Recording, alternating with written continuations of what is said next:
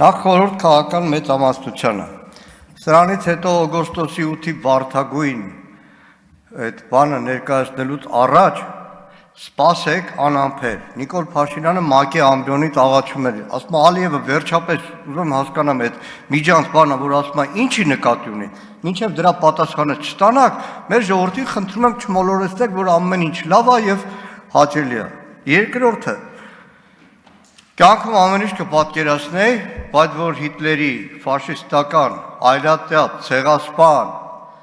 այն դոկտրինը, որի հիման վրա ֆաշիստական Գերմանիայում միլիոնավոր հրեաներ կոտորվեցին, համարել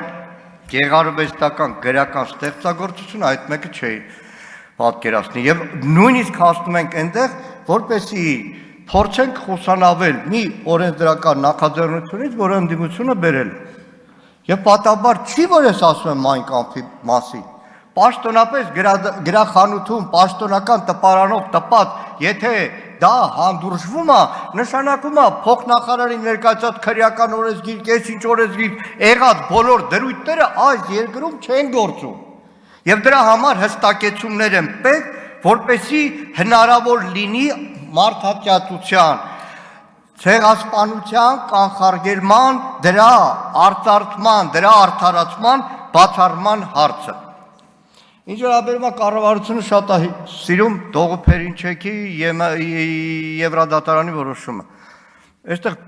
լավ է, երկու արևելագետ նստած են թուրքագետ Մխիթար Հայրապետյանը եւ Տրթատը։ Ժամով կարող եմ խոսել Դողոփերինչեքի հետ կապված։ Դողոփերինչեկը ոչ թե կարծիք արտահայտում, իր ամբողջ դիտակից կյանքը գործել է եւ հիմա էլ գործում է ալիատացության սկզբունքի վրա, որի համար բազմաթիվ անգամներ դատվել է, որի համար բազմաթիվ անգամներ հետապնդման է։ Ժամով կարող եմ խոսել Դողոփերինչեկի եւ իր իշի պարտիզի մասին, բայց տեղը չի։ Ինչի է այս նախագիծը, սիրելի հայրենակիցներ, հիմա կարող է հարց լինի, լավ, այս նեղ մաջալին, որովհետեւ աչքը տեսածից է վախենում։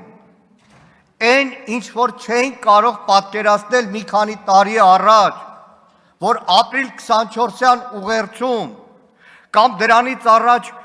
տարբեր համաժողովներում այն կասկածի ворթը, թե ինչու եղավ հայոց ցեղասպանություն, այսօր չոքել է մեր դռանը։